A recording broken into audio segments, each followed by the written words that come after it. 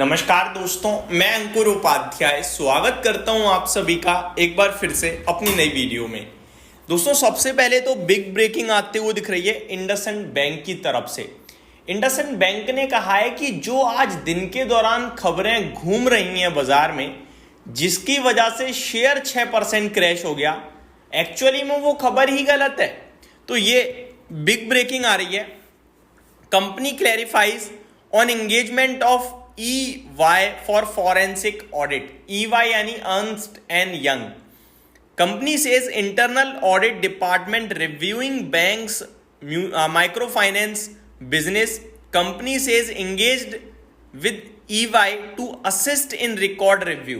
तो कंपनी ने कहा है कि कोई फॉरेंसिक ऑडिट के लिए अर्नस्ट एंड यंग को अपॉइंट नहीं किया गया है। कोई ये फॉरेंसिक ऑडिट नहीं हो रहा है।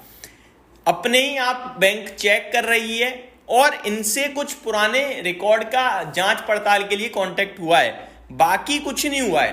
तो चीजें तो हैं, but Ernst and young forensic audit के लिए आ रहे हैं, ये खबर गलत है। तो कंपनी ने, बैंक ने क्लियर कट चीजें कही हैं कि क्या हो रहा है और क्या फैल रही है मार्केट में खबर। अब इसका इंपैक्ट कितना आ सकता है वो बताना चाहूंगा। देखो, फॉरेंसिक ऑडिट होना और फॉरेंसिक ऑडिट नहीं होना सिर्फ इतना ही फर्क है। EY से जो पुराने रिकॉर्ड है उनका रिव्यू लिया है, जांच पड़ताल, थोड़ी जांच और कुछ नहीं है।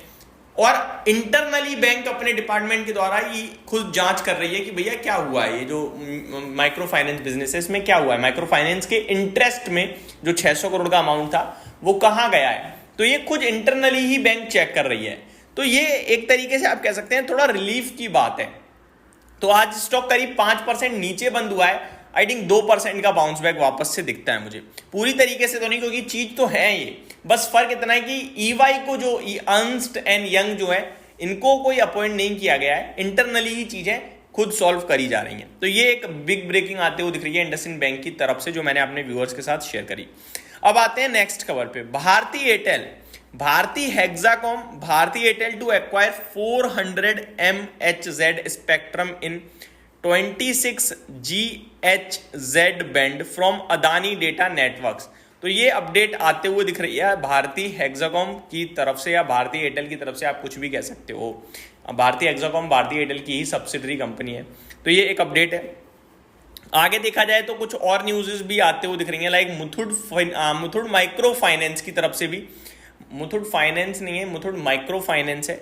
Board meeting on May 8th to consider Q4, company to consider NCD issuance up to 1500 crore in FY26। तो ये 2-3 चीजें हैं जो आते हुए दिख रही हैं। अशोका बिल्डकन, इसके लिए भी खबर आ रही है दोस्तों। Company gets project with contract value 569 crore rupees including GST। तो ये बड़े लेवल पे खबरें आते हुए दिख रही हैं दोस्तों, जो स्टॉक स्पेसिफिक हैं।